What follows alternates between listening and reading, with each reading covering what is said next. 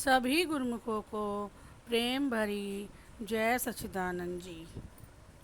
बोलो जयकारा बोल मेरे श्री गुरु महाराज जी की जय। गुरुमुखों, आज हम आपको श्री अमरवाणी सुनाएंगे। ये संसार की रचना काल और माया की रचना है, जो कि नाशवान और बेवफा है। इस काल और माया की रचना में जीवात्मा को यह मनुष्य देही मिली है, जो कि वह भी नाशवान है। थोड़े समय के लिए मिली है, मगर यह बात है कि मनुष्य संसार के लिए कुदरत की तरफ से कोई ख़ास मकसद है, जिसके लिए जीवात्मा को ऐसी उत्तम, श्रेष्ठ और कीमती मनुष्य देही बख्शी गई है। यह सब योनियों से प्रधान है, श्रेष्ठ है, मगर है यह भी नाशवान और बेवफा। अब इससे जो काम लेना है, जिस मकसद के लिए यह मिली है, उसके लिए महापुरुष सुजाग करते हैं, चेतावनी देते हैं और यह बतलाते हैं कि इससे क्या काम लेना है और किस मकसद के लिए यह मिली है। यह ज़रा समझाने की बात है। अगर यह बात इस मौके पर, इस अवसर पर याद ना आई और मनुष्य देही का यह अवसर जो मिला है, यह अवसर यूं ही हाथ से निकल गया, तो फिर इंसान को बहुत पछताना पड़ेगा। कारण क्या कि यह चिरकाल के बाद जीवात्मा को ऐसा सुअवसर मिला है, जैसे कि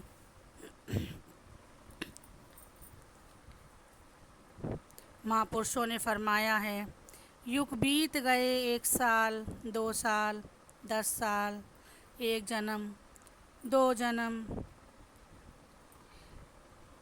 कहते कहते कि युग बीत गए, तब जाकर कहीं बड़ी मुद्दत के बाद मालिक ने कृपा की और यह मनुष्य शरीर बख्शा। फिर भी इंसान ने अगर इसकी कद्र नहीं जानी, तो फिर इंसान को बहुत पछताना पड़ेगा। आगे कहते हैं कि मिलन की बरिया, अर्थात यह मिलने की बारी है, प्रभु से मिलने का अवसर है। चिरकाल से मनुष्य अपने मालिक परमात्मा से बिछुड़ करके नीच योनियों में भटकता रहा और अब नीच योनियों के चक्कर से निकल करके इसे यह मनुष्य देही मिली है। इसलिए कहते हैं कि तू मालिक की बंदगी कर, मालिक की बंदगी कर ले, भजन कर ले, जिसके ज़रिए से तू अपने मालिक से मिलाप कर सके। यही तेरा असली काम है। यही काम करके और अपने मालिक से मिल करके सच्चे सुख आनंद की प्राप्ति कर ले, जिसके बाद तुझको दुख, तकलीफ़ और मुश्किलों का सामना ना करना पड़े। अच्छी तरह दिल में विचार किया जाए कि मालिक की कितनी दया है, रहमत है कि उसने जीवात्मा को यह मनुष्य शरीर बख्शा। फिर उससे ज़्यादा रहमत यह हो गई कि मनुष्य शरीर से काम लेने का और मकसद हल करने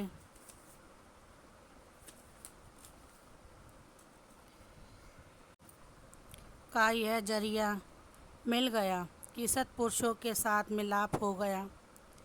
बिना सत्संग के, बिना महापुरुषों की संगत के यह जीवन बेकार है, बेखबर है।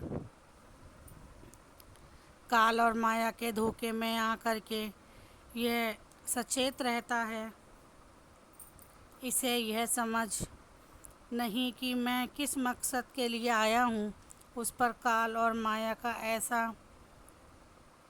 प्रताप पड़ा होता है कि केवल माया के व्यवहार में मन के अधीन हो करके 5 विषयों यानी कि काम, क्रोध, लोभ, मोह, अहंकार के अधीन हो करके यह सब कार्यवाही करता है। जिस कारण इसको उसी 84 के चक्कर लगाने पड़ते हैं, जिससे निकल कर के बड़ी मुश्किल से यहाँ आया है। मगर इसे यह अपनी खुशकिस्मती समझनी चाहिए कि इस मनुष्य शरीर को पा कर के काल और माया के फंदे से आज़ाद होने के लिए इसे महापुरुषों की संगत मिली है। उससे सच्चे नाम की बख्शिश हो गई, भक्ति और नाम की कमाई का साधन मिल गया, और यही साधन जो है ईश्वर परमात्मा से मिलाने का जरिया बन गया, जिसकी चिरकाल से जीवात्मा पुकार कर रही थी। इसलिए गुरुमुख जन जिनको ऐसा सुअवसर मिला हुआ है, उनका फ़र्ज हो जाता है कि वे अपने मकसद को समझें और वास्तविक काम को समझें।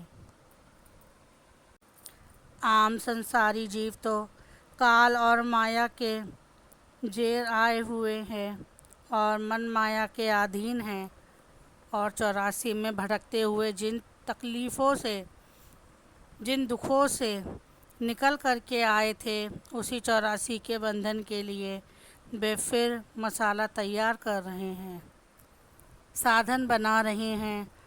यह आम संसारियों के हालात हैं, लेकिन जिनको सत्पुरुषों की संगत मिल गई है, उनके कितने ऊंचे भाग्य हैं कि 84 के चक्कर और नीच योनियों से भरी दुखों से छुटकारा पाने का यह साधन मिल गया है।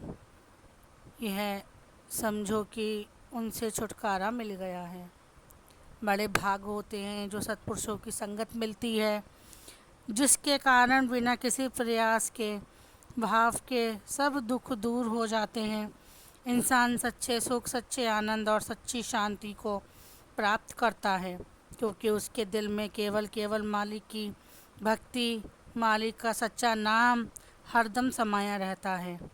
यहाँ मालिक का नाम बस जाता है, फिर वहाँ काल माया का जोर नहीं चलता। बोलो जयकारा बोल मेरे श्री गुरु महाराज की जय, सांचे दरबार की जय। बोलो श्री आनंदपुर वासी भगवान की जय। गुरुमुखो, ये श्री अमरवाणी थी जो मैंने आपको सुनाई थी, और इसका पाठ करने से हमारे सारे दुख दूर हो जाते हैं। कृपया करके अगर आपको हमारी ये वीडियो पसंद आ रही है तो हमारे चैनल को सब्सक्राइब